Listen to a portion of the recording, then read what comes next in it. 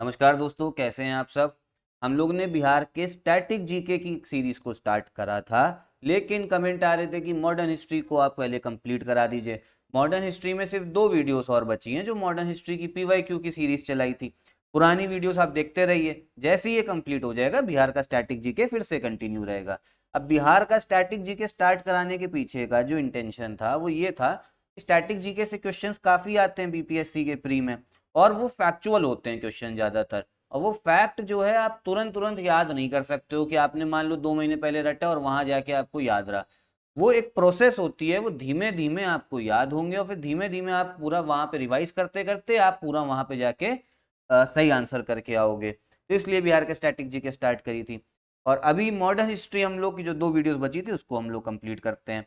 अब देखिए modern history में जो आखिरी के जो ये 2 वीडियोस बची हैं, इसमें ये सारे जो क्वेश्चन है ये हम लोग पहले देख चुके हैं।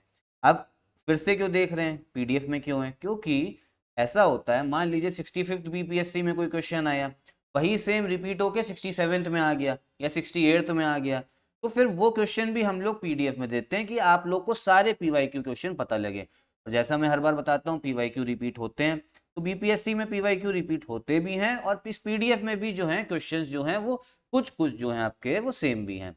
चलिए हम लोग इस वीडियो को स्टार्ट करते हैं। मॉडर्न हिस्ट्री की सीरीज को खत्म करेंगे पहले। आज एक वीडियो है, फिर एक वीडियो कल आएगी, उसके बाद में बिहार का स्टैटिक जीके पकड़ेंगे, ठीक है। महात्मा गांधी द्वारा 1940 में प्रारंभ किए गए व्यक्तिगत सत्याग्रह के तीसरे सत्याग्रही कौन थे? Who was the third satyagrahi of individual satyagraha launched by Mahatma Gandhi in 1940। देखिए महात्मा गांधी जी ने स्टार्ट करा था इंडिविजुअल सत्याग्रह, तो इसके जो पहले सत्याग्रही थे व्यक्तिगत सत्याग्रह के पहले सत्याग्रही तो आपके थे विनोद भावे, ये पहले थे। जवाहरलाल नेहरू जो थे वो दूसरे थे। और तीसरे कौन से थे आपके? ब्रह्मादत्त। कौन? ब्रह्मादत्त। तो इस वजह से इसका करेक्ट आंसर कौन सा हो जाएगा? डी हो जाएगा। ठीक है। तो कौन सा आपके तीसरे सत्याग्रही हैं व्यक्तिगत सत्याग्रह के? तो वो हैं आपके ब्रह्मादत्त। ठीक है। भारत छोड़ो आंदोलन के दौरान खुफिया रेडियो किसने प्रारंभ किया? Who launched secret radio during the quit India movement? तो किसने चालू करा था? ये करा था आपको चालू उषा मेहता जी ने। ठीक है। क्विट इंडिया मूवमेंट कब स्टार्ट हुआ था? ये हुआ था स्टार्ट 1942 में। ठीक। अब देखिए सीक्रेट रेडियो क्यों बोला जा रहा है खुफिया रेडियो, क्योंकि होता क्या है ना, रेडियो अगर आप की कोई मैसेज ट्रांसफर कर रहे हो, ट्रांसमिट कर रहे हो, ब्रॉडकास्ट कर रहे हो कोई भी मैसेज, तो वो सरकार की निगरानी में होता है जो ऑफिशियल रेडियो होता है। लेकिन क्विट इंडिया मूवमेंट था, अगर आप ऑफिशियल रेडियो रखते तो सरकार आपको पकड़ सकती थी, क्योंकि उस समय सरकार कौन थी? उस समय सरकार तो अंग्रेजों की थी, वो हमें पकड़ती। और क्विट इंडिया मूवमेंट क्या था? अंग्रेजों को भगाने के लिए ही था मूवमेंट, डू और डाई, करो या मरो वाला नारा भी दिया था महात्मा गांधी ने। इसलिए सीक्रेट रेडियो की जरूरत पड़ी थी। और उसको लॉन्च किसने करा था? उषा मेहता ने। इसमें होता यह था कि जो गांधी जी और बाकी जो कांग्रेस के बड़े नेता थे, उनको जो उनके जो भी मैसेज होते थे वो इस रेडियो में ब्रॉडकास्ट करे जाते थे और लोग सुनते थे। और एक चीज और ध्यान रखिए, जब एक जगह पे आपने मैसेज को ब्रॉडकास्ट कर दिया, फिर ये रेडियो में क्या था, ये लोग अपना स्टेशन बदलते थे, मतलब वो जगह बदलते थे और दूसरी जगह जाके अपना रेडियो स्थापित करते थे और फिर मैसेज को ब्रॉडकास्ट करते थे। ठीक, तो ये था सीक्रेट रेडियो। ऐसा चलता रहा, लेकिन होता ये ना, सरकार से आप बच नहीं सकते हो। सरकार अंग्रेजों की थी, लेकिन आखिर में सरकार ने इनको पकड़ ही लिया था, उषा मेहता जी को। फिर बाद में इनको छोड़ा गया, जब 1946 में फिर छोड़ा गया था, जब मोरारजी देसाई जो थे वो गृह मंत्री बने थे अंतरिम सरकार में। ठीक है। नेक्स्ट क्वेश्चन देखते हैं क्या है। मगध शासक बिंबिसार का चिकित्सक कौन था? ये भी क्वेश्चन पहले मैंने पीडीएफ में कराया है आपको पुरानी वीडियोस में। Who was the physician of Magadha ruler Bimbisara? ये क्वेश्चन वैसे एंशिएंट इंडिया का रिपीट हो गया था, तो इसमें भी रिपीट है। तो आपके जो फिजिशियन कौन थे, चिकित्सक कौन थे, उनका नाम था जीविका। ठीक है। जीविका या जीवक, जो भी वो आपको। फिर संथाल विद्रोह के नेता कौन थे? Who were the leaders of Santhal revolt? तो ये थे आपके सिद्धू एंड कनू। ठीक है, सिद्धू एवं कानू। अब संथाल रिवोल्ट भी जो थी चालू कब हुई थी? ये चालू हुई थी 1855 में, जब 1857 में पहली आपकी 1857 की जो क्रांति थी, फर्स्ट वॉर ऑफ इंडिपेंडेंस, उसके 2 साल पहले संथाल रिवोल्ट। संथाल लोग क्या थे? एक जनजाति लोग थे, आदिवासी लोग थे, जो आज का झारखंड है वहीं पे रहते थे। अब अंग्रेजों का क्या था, सबकी जमीन उनको चाहिए ही थी, वैसे इनके साथ भी था। तो इन्होंने संथाल लोगों ने क्या करा था, संथाल लोगों ने काफी ज्यादा लोगों को जुटा लिया था और अंग्रेजों के चने चबवा दिए थे। लेकिन आखिरी में ये रिवोल्ट भी जो थी, ये विद्रोह भी इसका दमन कर दिया, मतलब इसको सप्रेस कर दिया था। किसने? अंग्रेजों ने सप्रेस कर दिया था इस रिवोल्ट को। ठीक है, अगला क्वेश्चन देखते हैं क्या है। सीमांत गांधी के नाम से कौन जाने जाते हैं? Who is known as frontier Gandhi? ये भी काफी बार बता चुका हूं मैं आपको, कौन जाना जाता है। ये क्वेश्चन तो आपके समझिए काफी बार रिपीट हुआ है। पूरी अगर हम लोग 400 क्वेश्चन की पीडीएफ में देखेंगे, ये क्वेश्चन कम से कम आपको 7 या 8 बार मिलेगा कि फ्रंटियर गांधी के नाम से, सीमांत गांधी के नाम से कौन जाना जाता है। तो इस क्वेश्चन को तो आप लोग याद कर लीजिए, ये आपके 70th बीपीएससी में, 70th में अगर नहीं आया तो 71st में आएगा, 71st में नहीं आया तो 72nd में आएगा, और उम्मीद यह है कि 70th में भी रिपीट हो सकता है। तो इसको तो याद कर लीजिए, कौन जाना जाता है? अब्दुल गफर खान। अब्दुल, ये तो डी हो गया करेक्ट आंसर। अब इनको फ्रंटियर गांधी के नाम से इसलिए भी जाना जाता है क्योंकि गांधी जी के विचारों से काफी प्रभावित थे और हिंदू मुस्लिम यूनिटी की बात करते थे ये अब्दुल गफर खान, और विभाजन के काफी खिलाफ थे। ठीक है, और फ्रंटियर इसलिए बोला जाता है क्योंकि जो नॉर्थ वेस्ट फ्रंटियर प्रोविंस था, एक नॉर्थ वेस्ट फ्रंटियर प्रांत, ये वहीं के थे, इसलिए फ्रंटियर गांधी। सीमांत मतलब उसकी सीमाएं लगती थी अफगानिस्तान के साथ। झांसी की रानी लक्ष्मीबाई की मृत्यु कहाँ पर हुई थी? वेयर वॉज झांसी की रानी लक्ष्मीबाई डाइड? तो इनकी जो मृत्यु हुई है वो हुई है ग्वालियर में। ग्वालियर आपका कहाँ पर है? वो है आपके मध्य प्रदेश में। ठीक, मध्य प्रदेश में इस समय पे। बंगाल विभाजन के विषय में किसने कहा था? विभाजन हमारे ऊपर बम की तरह गिरा। Who has said about Bengal partition? The partition announcement fell like a bombshell. तो ये बोला सुरेंद्र नाथ बनर्जी ने। बंगाल का विभाजन हुआ था, कब हुआ था? देखिए काफी बार बता चुके हैं, तब तो याद हो गया होगा, 1905 में। किस वाइसरॉय के दौरान हुआ? उस समय वाइसरॉय थे लॉर्ड कर्जन। फिर इन्होंने पार्टीशन, विभाजन तो कर दिया, लेकिन 1911 में इनको फिर से जो विभाजन था उसको रोकना पड़ा क्योंकि बहुत ज्यादा आपका वायलेंस हो रहा था, हिंसा हो रही थी विभाजन को लेके।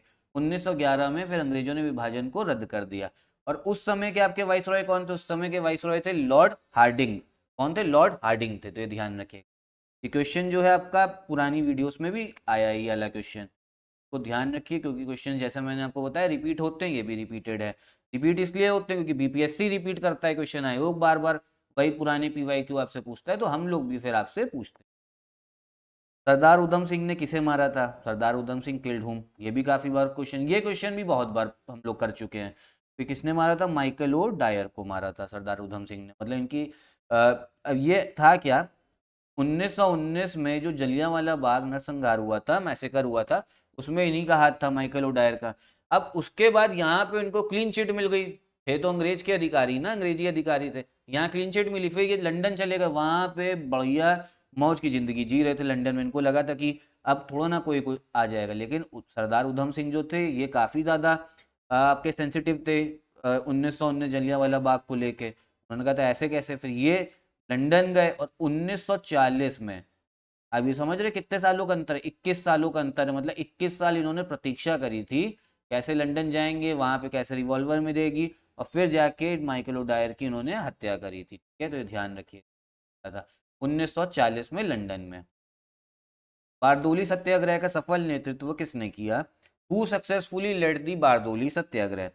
ये क्वेश्चन भी, इसका करेक्ट आंसर क्या है? वल्लभ भाई पटेल, सरदार वल्लभ भाई पटेल। कब हुआ है बारदोली सत्याग्रह? 1928 में। बारदोली है कहाँ आपका? गुजरात में आता है। अब देखिए हुआ क्या था, 1925 में काफी ज्यादा भुखमरी हो गई गुजरात प्रांत में। भुखमरी मतलब देखिए होता क्या है ना, फसल जो है वो काफी हद तक प्रकृति पे डिपेंड करती है। मान लीजिए कि बारिश नहीं हुई, सूखा पड़ गया, तो फसल भी फिर कैसे आपकी उगेगी?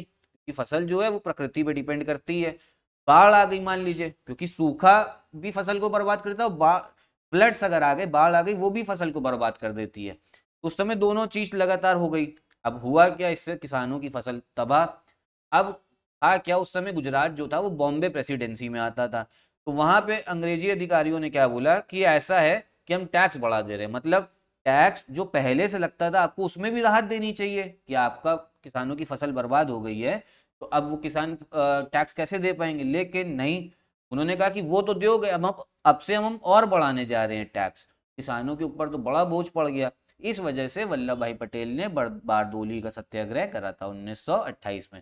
और इनके साथ में गांधी जी भी शामिल थे। किसके? वल्लभ भाई पटेल के साथ में गांधी जी भी शामिल हुए थे बारदोली सत्याग्रह में, लेकिन असली नेतृत्व किसने किया था? वो थे वल्लभ भाई पटेल। लास्ट क्वेश्चन देखते हैं क्या है। इनमें से कौन 1946 में भारत भेजे गए कैबिनेट मिशन का एक सदस्य नहीं था? Who among the following was not a member of the cabinet mission sent to India in 1946 AD. ठीक है, कौन नहीं था। देखिए कैबिनेट मिशन 1946 में आया है। क्यों आया था, देखिए उस समय क्लियर हो गया था कि अंग्रेज जो है वो सत्ता सौंपने वाले हैं भारत को। अब लेकिन आजाद भारत कैसा होगा, उसका संविधान कैसा होगा, तो संविधान सभा भी बनानी है। तो कैबिनेट मिशन का मेन काम था कि यहाँ पे संविधान सभा भी बनवाओ और उसके बाद में वो संविधान सभा अपने संविधान की बात करे। लेकिन यहाँ पे दो दिक्कत आ गई। पहली दिक्कत क्या थी कि जो कांग्रेस थी और मुस्लिम लीग, ये दोनों, मुस्लिम लीग आपने अड़ गई किसमें, विभाजन के लिए कि हमें अलग पाकिस्तान चाहिए। कांग्रेस कह रही थी नहीं विभाजन नहीं करने देंगे। अब आप ये समझो, एक तो इतनी मुश्किल से आजादी मिल रही है, मुस्लिम लीग कह रही कि हमें अलग देश चाहिए, पाकिस्तान चाहिए। और उस समय तो ये ईस्ट पाकिस्तान, आपका वेस्ट पाकिस्तान ईस्ट पाकिस्तान दोनों बना था। मतलब ईस्ट पाकिस्तान जो आज बांग्लादेश देख रहे हैं आप, उस समय वो पूर्वी पाकिस्तान था। ठीक है, ईस्ट पाकिस्तान। बाद में 1971 में 1971 में इंदिरा गांधी ने उसे आजाद कराया है, तब जाके वो बांग्लादेश बना।